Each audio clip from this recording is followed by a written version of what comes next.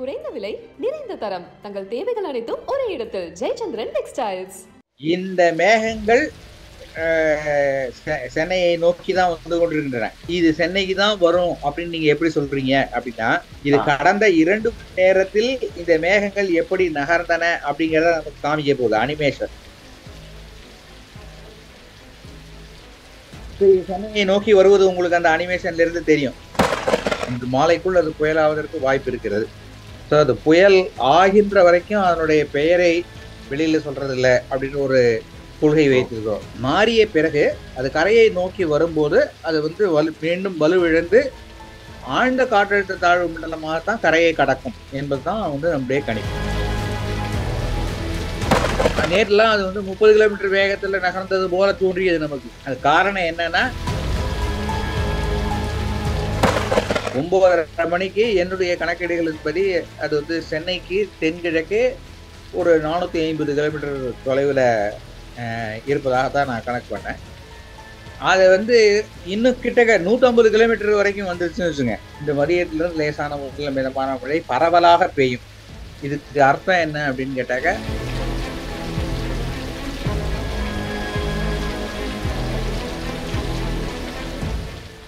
Wow வணக்கம். தனியார் வானிலை ஆய்வாளர் KV பாலசுப்ரமணியன் அவர்கள் நம்மிடையே இருக்கிறார். சார், இந்த பெங்கால் புயல் வந்து எதிர்பார்த்தபடி தான் போயிட்டு இருக்கா, கணிச்சபடி தான் போயிட்டு இருக்கா? 30ஆம் தேதி தான் அது கரையை கடக்குமா? அது எதிர்பார்த்தபடி அப்படின்னாக்க, அத புயலை எதிர்பார்ப்பது இன்றிலிருந்து தொடங்கணும் அப்படிங்கிறது தான் வந்து சரியான விஷயமா இருக்கும். ஏன்னா கரையை கடப்பதற்கு சரியாக 48 மணி நேரத்திற்கு முன்னால் தான் அதனுடைய பாதையை சரியாக கணிக்க முடியும். 72 மணி நேரத்துக்கு முன்னாடி ஒரு ஒரு முன்னோட்டம், ஒரு இண்டிகேஷன் இருக்கும். அதுக்கு முன்னாடி ப்ரெடிக்ட் பண்றதெல்லாம் வந்து சரியான வானிலை முன்னெச்சரிக்கையாக இருக்காது. அப்படிங்கிற அடிப்படையில இன்றிலிருந்து நாம் அந்த புயலை பற்றி, அது இன்னும் புயல் ஆன மாதிரி இன்னும் சொல்லல. அது இன்னும் ஆழ்ந்த காற்றழுத்த தாழ்வு மண்டலமாக தான் இருக்கு. புயலாகுவதற்கு வாய்ப்பு இருக்கிறது. இன்று மாலைக்குள் அது புயலாவதற்கு வாய்ப்பு இருக்கிறது. ஸோ அது புயல் ஆகின்ற வரைக்கும் அதனுடைய பெயரை வெளியில சொல்றது இல்லை அப்படின்னு ஒரு கொள்கை வைத்திருக்கிறோம். ஏன் அப்படின்னாக்க, நாளைக்கு யாராவது வந்து ரிசர்ச் பண்றதுக்காக இதை பற்றி வீடியோக்கள்லையும் செய்தித்தாள்கள்லையும் வந்து செய்திகள் சேகரிக்கும் போது இந்த பெயர் வந்து எப்ப சூட்டப்பட்டதோ அதற்கு முன்னாடி 4 நாளைக்கு முன்னாடியில இருந்தே இந்த பெயர்ல புயல் உருவாகிவிட்டது போல ஒரு தவறான பிம்பம் ஏற்படும். அப்படிங்கிறதுனால புயல் தோன்றிவிட்டது அப்படின்னு இந்திய வானிலை ஆய்வுத்துறை சொல்கின்ற வரையில் பெயரை பயன்படுத்துதல் வழக்கம் இல்லை. அதனால அதுக்கு அடுத்த பேர் பெங்கால் தான், நோ டவுட். ஸோ அதை அவங்க சொல்லட்டும். அவங்க சொன்ன பிறகுதான் நம்ம வந்து அதை சொல்ல வேண்டும். இது வந்து புயலாக மாறுவதற்கு இன்னமும் வாய்ப்பு இருக்கிறது. ஆனால் மாறிய பிறகு அது கரையை நோக்கி வரும்போது அது வந்து மீண்டும் வலுவிழந்து ஆழ்ந்த காற்றழுத்த தாழ்வு மண்டலமாகத்தான் கரையை கடக்கும் என்பதுதான் வந்து நம்முடைய கணிப்பு. இதே சார் கணிக்கிறதுக்கு இவ்வளவு கஷ்டமா இருக்கு? ஏன்னா கிட்ட வந்துருச்சுன்றாங்க, திரும்ப விலகி போகுது. இதே இவ்வளவு சுத்தா இருக்கு. கிட்ட வந்துருச்சு அப்படின்றத வந்து யாரும் சொல்லல. கிட்ட வரவில்லை. ஏன்னு கேட்டா, அது வந்து நேற்றெல்லாம் வந்து இலங்கைக்கு தெற்கே திருகோணமலை வந்து இலங்கையினுடைய தென்பகுதியில் இருக்கின்ற ஒரு இடம். திருகோணமலையிலிருந்து 150 கிலோமீட்டர் வந்து தென்கிழக்கே இருந்தது அப்படின்னு தான் சொல்லிட்டு இருந்தோம். அப்படி பார்க்கும்போது சென்னையில இருந்து அது 720 கிலோமீட்டர் தொலைவில் இருப்பதாகத்தான் அது வந்து இது. அந்த சமயத்துல அது சரியா ஆர்கனைஸ் ஆகல. அது ஒரு பெரிய பகுதியாக இருந்தது. ஒரு 500 கிலோமீட்டர் பரப்பளவுள்ள ஒரு காற்றழுத்த தாழ்வு மண்டலமாக, ஆழ்ந்த காற்றழுத்த தாழ்வு மண்டலமாக கூட ஆகல, காற்றழுத்த தாழ்வு மண்டலமாக அல்லது நன்கமைந்த காற்றழுத்த தாழ்வு பகுதியாகத்தான் அது இருந்தது. ஒரு பெரிய பரப்பு. அந்த பரப்புல வந்து அது வலிமையாகும் போது உள்ளுக்குள்ளார மேகங்கள், இடி மேகங்கள் உருவாகி கொண்டே வருகின்றன. அப்போ அது வந்து டைட்டா பேக் ஆகுது. அதாவது சிஸ்டம் வந்து டைட்டா பேக் ஆகி சுருங்குது. அப்படி சுருங்கும் போதுதான் தெளிவாக ஒரு மைய பகுதி என்ன அப்படிங்கிறது நமக்கு தெரிய வரும். இப்போ வந்து ஒரு புயல் அப்படின்னா புயலுக்கு கண் பகுதி அப்படின்னு ஒண்ணு இருக்கு. அதுல இருந்து மைய பகுதியை ஈஸியா சொல்லிடலாம். ஆனா ஒரு காற்றழுத்த தாழ்வு பகுதியோ அல்லது தாழ்வு மண்டலமோ, ஆழ்ந்த காற்றழுத்த தாழ்வு மண்டலமோ ஒரு தெளிவான மைய பகுதியை கொண்டிருப்பதாக இருக்காது. ஏற்கனவே சிஸ்டம் மிகவும் பரப்பளவு மிகுந்தது என்பது போல அந்த மையப்பகுதியும் பரப்பளவு மிகுந்தது. அது வந்து சுருங்கிட்டு இருக்கிறதுனால நேற்றுலாம் அது வந்து 30 கிலோமீட்டர் வேகத்துல நகர்ந்தது போல தோன்றியது நமக்கு. அது காரணம் என்னன்னா, அது வந்து சுருங்கி கொண்டிருந்தது, அதே சமயத்தில் நகர்ந்து கொண்டிருந்தது. அப்ப அந்த அந்த சென்டர் பொசிஷனுடைய ஏற்பட்ட மாற்றம் வந்து ரொம்ப அதிகமா இருப்பது போல, அதிக தூரம் நகர்ந்து விட்டது போல ஒரு பிரமையை கொடுத்தது. இப்ப 2 நாளா பார்த்தீங்கன்னா அது நகரல. இன்று காலையெல்லாம் அவங்க நேற்றுக்கு மாலையே அவங்க நேற்று இரவு 23:30 11:30 மணிக்கு இந்திய நேரப்படி 11:30 மணிக்கு அது 3 கிலோமீட்டர் மணிக்கு 3 கிலோமீட்டர் வேகத்தில் நகர்கிறதுன்னு சொன்னாங்க. இன்னைக்கு காலையில 5:30 மணிக்கு கொடுத்த அறிக்கையின்படி அது 2 கிலோமீட்டர் மணிக்கு நகர்கிறது அப்படின்னு சொன்னாங்க. இதெல்லாம் பிராக்டிகலி ஒரே இடத்துல இருக்குன்னு தான் அர்த்தம். ஸ்டேஷனரி அப்படின்னு தான் அர்த்தம். 2 கிலோமீட்டர் நகருது, 3 கிலோமீட்டர் நகருதுங்கிறதெல்லாம் ஒரு பெரிய மூவ்மெண்ட்டே இல்ல. இதுக்கு இந்த மாதிரி ஸ்லோ ஆகிறதுக்கு காரணம் 2 இருக்கலாம். ஒண்ணு அமைப்பு வந்து வலுவிழக்கிறது. இன்னொன்னு வந்து அமைப்பு வலுவாகிறது. இது 2மே இருக்கலாம். இப்ப இதுக்கு காரணம் என்ன? இதுக்கு காரணம் ஏதாவது இருக்கா? அப்படின்னு 2யும் நம்ம ஆய்வு செய்யணும்.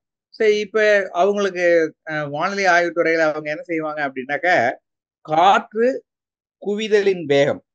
அதாவது இதே மாதிரி ஒரு காற்றழுத்த தாழ்வு மண்டலம், ஆழ்ந்த காற்றழுத்த தாழ்வு மண்டலம் அல்லது புயல் உருவாக போகிறது அப்படின்னா, தரை மட்டத்துல காற்று குவிய வேண்டும். அப்பதான் வந்து ஈரப்பதத்தை அள்ளி கொண்டு வந்து அது மையப்பகுதியில கொண்டு வந்து சேர்க்கும். குவிகின்ற அந்த காற்று மேலெழும்பி செல்ல வேண்டும். மேலெழும்பி சென்று ஒரு 12 கிலோமீட்டர் உயரத்துல அது விரிவடைய வேண்டும். இது கீழே ஆங்கிலத்துல வந்து கன்வர்ஜென்ஸ் அப்படின்னு சொல்லுவாங்க. காற்று குவிதல கன்வர்ஜென்ஸ் அப்படின்னு சொல்லுவாங்க. இது மேல போறது வந்து அசெண்டிங். அந்த 12 கிலோமீட்டர் உயரத்துல விரிவடையதுல வந்து டைவர்ஜென்ஸ் அப்படின்னு சொல்லுவாங்க. இந்த கன்வர்ஜென்ஸும் டைவர்ஜென்ஸும் ஒரே ரேட்ல இருக்கணும். அது எவ்வளவு உயரம் இருந்தாலும் 12 கிலோமீட்டர் உயரம் வரைக்கும் கூட இருக்கும், 5.8 கிலோமீட்டர் உயரம் வரைக்கும் கூட இருக்கும். அது எவ்வளவு உயரத்துல இருந்தாலும் அந்த உயரத்திற்கு அந்த லோயர் லெவல்ல கன்வர்ஜென்ஸ் எவ்வளவு ஆகுதோ அதே அளவுல அப்பர் லெவல்ல டைவர்ஜென்ஸ் ஆகணும். இது ஆகல. லோயர் லெவல் கன்வர்ஜென்ஸ் குறைந்து விட்டது. அப்படி இல்லை, லோவர் லெவல் கன்வர்ஜென்ஸ் சரியா அப்படியே தான் இருக்கு. ஆனா அப்பர் லெவல் டைவர்ஜென்ஸ் வந்து அதிகமாக இருக்கிறது அப்படின்னாக்க அந்த அமைப்பு வந்து வலுவடையாது. நேற்று என்னாச்சு அப்படின்னாக்க, இந்த வெர்டிகல் விண்ட் ஷியர்னு ஆங்கிலத்தில் சொல்லுவாங்க. அது வந்து காற்று வெட்டு.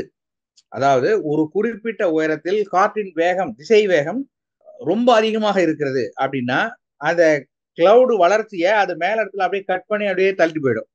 அந்த உயரத்தில் இருக்கின்ற மேகங்கள் எல்லாம் வந்து தள்ளி கொண்டு வேற இடத்திற்கு கொண்டு போயிடும். அப்ப என்ன ஆகும்னா, இப்படி வெர்டிகலா அந்த சிஸ்டத்தினுடைய growth இல்லாம இப்படி ஸ்லாண்டிங்கா இருக்கும். கொஞ்ச நேரம் கழிச்சு இந்த ஸ்லாண்டிங்ல இருந்து கட் ஆகி அது தனியாவும் போயிடும். இதை போன்ற ஒரு நிகழ்வு நேற்று வந்து நடப்பது போல ஒரு கணக்கீடுகள்லாம் அப்படிதான் அமைந்தது. ஆனா இவங்க சொல்லும் போது இப்ப வந்து ஒரு MJO அப்படின்னு ஒரு விஷயத்தை பத்தி சொல்லுவாங்க. மேடன் ஜூலியன் ஆசிலேஷன் அப்படின்னு அதுக்கு பேரு. இந்த மேடன் ஜூலியன் ஆசிலேஷன் வந்து இப்ப வந்து phase 5ல வித் ஆம்பிளிடியூட் 2 to 4 அந்த ரேஞ்சில் இருக்கு.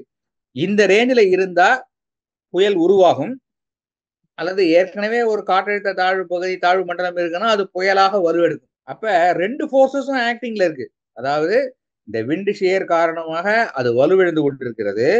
அதே சமயத்துல இந்த மேடன் ஜூலியன் ஆசிலேஷன் கொடுக்கின்ற அந்த புஷ் காரணமாக அது வலிமையை இழக்காமலும் இருக்கிறது. சோ இது 2த்துக்கும் நடுவுல இப்போ வந்து ஒரு போட்டி இருக்கு.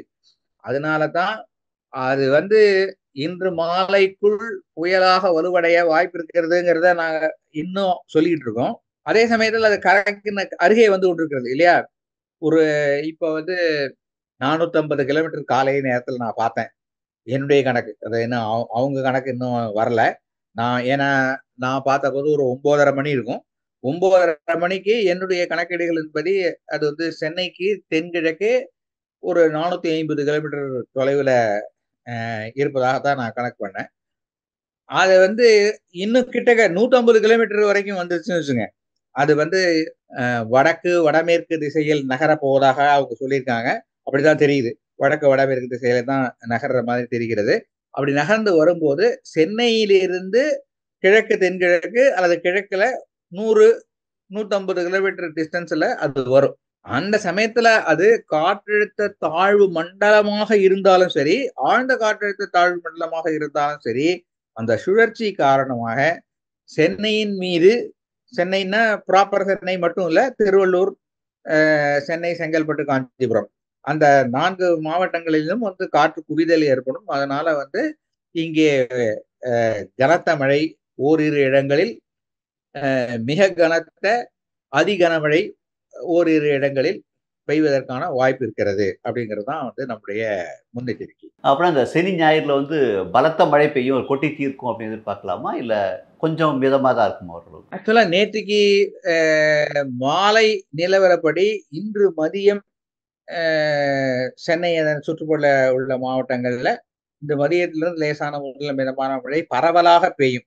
இதுக்கு அர்த்தம் என்ன அப்படின்னு கேட்டாக்க, 28 இருந்து 29 காலை 8:30 மணி வரைக்கும் உள்ள பீரியட்ல ஒரு 3 சென்டிமீட்டர் வரைக்கும் மழை பெய்யலாம். ஆனா 29 காலை 8:30 இருந்து 30 காலை 8:30 மணி வரைக்குமான 24 மணி நேரத்துல ஒரு 10 சென்டிமீட்டர் மழை குறைந்தது ஒரு 10 இடத்துலயாவது பெய்யும் அப்படிங்கிறது தான் நம்முடைய கணிப்பு. தற்சமயம் இதை பார்த்தோம் அப்படின்னாக்க, செயற்கைக்கோள் படங்களையோ அல்லது ரடார் படங்களையோ, இந்த செயற்கைக்கோள் படமும் ரடார் படமும் இப்போதிலிருந்து அடுத்த 3 மணி நேரத்திற்குள் எப்படி வானிலை இருக்கும், மழை பெய்யுமா பெய்யாதா அப்படிங்கிற சொல்ற தரவுகள், வானிலை தரவுகள், இந்த ரெண்டுலையும் வந்து சென்னையை சுற்றி பெரிய மேகங்கள்லாம் இருப்பதாக தெரியல. அதை பார்த்துடலாமா? நான் ஸ்கிரீன் ஷேர் பண்ணட்டுமா? Okay sir. இது பாத்தீங்கன்னா இந்த சென்னையில இருந்து கொஞ்சம் தூரத்துல இது இங்க ஒரு சிகப்பு கலர் மேகங்கள், என்னுடைய மவுஸ் நகர்றது உங்களுக்கு பார்க்க முடியும் நினைக்கிறேன். இந்த மேகங்கள் சென்னையை நோக்கி தான் வந்து கொண்டிருக்கின்றன. சென்னைனாக திருவள்ளூர், சென்னை, செங்கல்பட்டு, காஞ்சிபுரம் மாவட்டங்களை நோக்கி தான் வந்து கொண்டிருக்கிறது. இப்படி இந்த மேகம் வரும் ஒரு அரை மணி நேரத்துக்கு கனமழை பெய்யும். இது இப்ப வரத்துக்கு வந்து ஒரு 2-3 மணி நேரம் ஆகலாம். நான் ஒரு தனியார் வானிலை ஆர்வலர் போல என்னுடைய வானிலை அறிக்கைகளையும் நான் வந்து போட்டுக்கிட்டு இருக்கேன். இன்னைக்கு காலையில நான் என்னுடைய வானிலை அறிக்கை போடும்போது நான் சொன்னேன், காலை 11:30 மணி வரைக்கும் சென்னையில வந்து கனமழை இருக்க வாய்ப்பில்லை அப்படின்னு. இப்ப மணி 12:15 ஆகுது. இந்த 12:15க்கு இந்த மேகங்கள் இன்னும் ஒரு 2 மணி நேரத்துல வரும் அப்படின்னாக்க, மதியம் 2 மணி போல சென்னை வந்து மழையை பெறுவதற்கான வாய்ப்பு இருக்கிறது. இப்ப இது சென்னைக்கு தான் வரும் அப்படின்னு நீங்க எப்படி சொல்றீங்க அப்படின்னா, இது கடந்த 2 மணி நேரத்தில் இந்த மேகங்கள் எப்படி நகர்ந்தன அப்படிங்கறத நமக்கு காமிக்க போகுது அனிமேஷன். ஓகே. சென்னையை நோக்கி வருவது உங்களுக்கு அந்த அனிமேஷன்ல இருந்து தெரியும். ஆமா ஆமா. சோ இந்த மேகங்கள் வந்து இப்ப சென்னைக்கு வரும். அரை மணியிலிருந்து 1 மணி நேரம் வரைக்கும் மிதமான மழை. சோ 1 மணி நேரத்துல அது கனமழையா மாறிடும். அது மாறுவதற்கான வாய்ப்பு ஒரு 2 மணி போல இருக்கிறது அப்படிங்கிறது இந்த இது சொல்லுது. போர்காஸ்ட் வந்து இன்று மதியத்திலிருந்து திருவள்ளூர், சென்னை, செங்கல்பட்டு, காஞ்சிபுரம் மாவட்டங்கள்ல லேசான முதல் மிதமான மழை பரவலாக பெய்யக்கூடும். கனமழை ஒரு சில இடங்களில் பெய்யக்கூடும். மிக கனமழை முதல் அதி கனமழை வரை ஓரிரு இடங்களில் பெய்யக்கூடும் அப்படிங்கிறதுதான் முன்னெச்சரிக்கை. காற்றின் வேகம் வந்து 45 முதல் 55 கிலோமீட்டர் வேகத்திலும், அதிகபட்சமாக 65 கிலோமீட்டர் வேகம் வரையும் தரை காற்று வீசக்கூடும். அதனால வந்து கடலோர பகுதிகளை மக்கள் தவிர்ப்பது நல்லது. மீனவர்களை ஏற்கனவே வந்து இதுல கடலுக்குள் மீன் பிடிக்க செல்ல வேண்டாம் அப்படின்னு 2-3 நாட்களாகவே நம்ம வலியுறுத்திக்கிட்டு வரோம். அது இன்று மாலைக்குள் புயலாக மாறும். புயலாக மாறினால் அதற்கு வந்து அந்த பெங்கால் அப்படின்ற பேர் தான் சவுதி அரேபியால இருந்து கொடுத்த பேர் அது. ஆனால் நாளைக்கு தான் அது கரையை கடக்கிறது. நாளைக்கு என்னாக இல்ல 29 இல்லை 30ஆம் தேதி தான் கரையை கடக்கிறது. 30ஆம் தேதி வந்து புதுச்சேரிக்கும் சென்னைக்கும் இடையே மகாபலிபுரத்திற்கு அருகில்ங்கிறது என்னுடைய கணிப்பு. மகாபலிபுரத்திற்கு அருகில் அது வந்து கரையை கடக்கிறது. ஆனா கரையை கடக்கும் போது அது வலுவிழந்து விடும். ஆழ்ந்த காற்றழுத்த தாழ்வு மண்டலமாக கரையை கடக்கும்னு வானிலை ஆய்வுத்துறை சொல்லியிருக்காங்க. அது ஒருவேளை ஆழ்ந்த இல்ல, காற்றழுத்த தாழ்வு மண்டலமாக கூட கடக்கும். அது காற்றழுத்த தாழ்வு மண்டலமாக கரையை கடந்தால் கூட அது பெரிய மழையை தர வேண்டிய ஒரு அமைப்பாகத்தான் இன்னமும் இப்போ வரைக்கும் இருக்கு. நாளைக்கு நிலைமை எப்படி மாறும்னு தெரியாது. ஸோ இப்போ வரைக்கும் சென்னை, செங்கல்பட்டு, திருவள்ளூர், காஞ்சிபுரம், திருவண்ணாமலை, விழுப்புரம், புதுச்சேரி வரைக்கும் இன்று முதல், அதாவது 28 மாலையிலிருந்து 29, 30 வரை மழைக்கான வாய்ப்பு இருக்கிறது. இப்போ சென்னையில் வந்து நேற்று நல்லா காற்று அடிச்சது.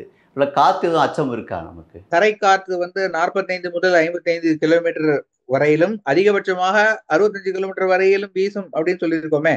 அப்ப பெரிய பெரிய பேனரு, ஹோல்டர்ஸ் அதெல்லாம் இதுவாகும். ஆனா அந்த மாடி ரயில் மாதிரியான ரயில் போகுதுல, அதுக்கெல்லாம் ஒரு பெரிய பெரிய ஆபத்து. மரங்கள்லாம் வாய்ப்பு இருக்கா? மரங்கள்லாம் விழுறதுக்கு வாய்ப்பு இருக்கா? அந்த மாதிரி சாலையின் இருபுறத்திலும் நிழல் தரும் மரங்கள் வச்சிருப்பாங்கல்ல, இத ஆங்கிலத்துல அவென்யூ ட்ரீஸ் அப்படின்னு சொல்லுவாங்க.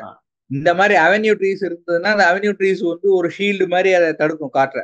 அதெல்லாம் விழுவதற்கு வாய்ப்பு இருக்குது. ஏன்னா காற்றுடைய வார்தா புயல் ஞாபகத்துக்கு வருது. அந்த மாதிரி ஆயிடுமோ அப்படின்னு பயம். அந்த மாதிரி அச்சம் இல்லை இல்லையா சார்? வார்தா புயல் அளவுக்கு இருக்காது. வார்தா புயல்ல காற்றின் வேகம் 140 கிலோமீட்டர் வரைக்கும் இருந்தது. இது அவ்வளவு தூரத்தில் இல்ல, அதை பாதி தான் இருக்கு. இருந்தாலும் சாலையில 2 வீலர் ஓடிட்டு போகும்போது இந்த காற்றால வண்டி சாய்ந்து விழுவதற்கான வாய்ப்பெல்லாம் இருக்கு. அதனால சாலையில போகும்போதெல்லாம் ரொம்ப பாதுகாப்பாக போக வேண்டும். குறிப்பா எந்த நாள்ல கவனமா இருக்கணும் சார் நம்ம? இன்றைக்கு மழை ஆரம்பிக்கும். நாளைக்கு 29ஆம் தேதி தான் பகல் நேரத்தில் மணிக்கு 1.5 சென்டிமீட்டர் 2 சென்டிமீட்டர் வரைக்கும் எல்லாம் பெய்யறதுக்கு வாய்ப்பு. கணினி வழிகாட்டுதல்கள் இருக்கு இல்லையா, அதுல ஒரு குறிப்பிட்ட மாடல் என்ன சொல்லுது அப்படின்னா, இது 30ஆம் தேதி கரையை கடக்கும் அப்படிங்கறத அந்த மாடல் ஒத்துக்கல. இந்த காற்று சுழற்சி டிசம்பர் 3ஆம் தேதி வரைக்கும் அங்கேயேதான் இருக்கும்னு சொல்லுது. எப்ப? டிசம்பர் 3 வரை. டிசம்பர் 3க்கு பிறகு இப்ப என்ன சொல்றாங்களோ அதே மாதிரி புதுச்சேரிக்கும் சென்னைக்கும் இடையில மகாபலிபுரத்துக்கு அருகில் அது கிராஸ் ஆகும். எப்ப? டிசம்பர் 3ஆம் தேதி அப்படின்னு அந்த கணினி மாடல் சொல்லுது. அப்படி பார்த்தா டிசம்பர் 3ஆம் தேதி வரைக்குமே விட்டு விட்டு மழை பெய்யக்கூடிய வாய்ப்பு இருக்கிறது. டிசம்பர் மாசத்துக்கு ஒரு மாசத்துக்கு மொத்தமாலாம் நமக்கு வானிலை முன்னறிவிப்பு சொல்றதுக்கு வசதி இல்லை. ஒரு சில கணினி வழிகாட்டுதல்கள் அந்த மாதிரி சொல்லுது. ஆனா அதெல்லாம் அதுல நம்பகத்தன்மை குறைவு. அதனால நான் ஒரு மாத வானிலை முன்னெச்சரிக்கையெல்லாம் நான் ட்ரை பண்றேன். ஏன்னா இந்த டிசம்பர் 2ஆம் தேதி 3ஆம் தேதி அப்படின்னு நமக்கு 2015 நினைவு வந்துடும். அப்பதானே அவ்வளவு பெரிய வெள்ளமெல்லாம் ஏற்பட்டது. அதே மாதிரி எல்லாம் ஏற்பட வாய்ப்பு இருப்பதாக தெரியவில்லை. மிக்க நன்றி சார்.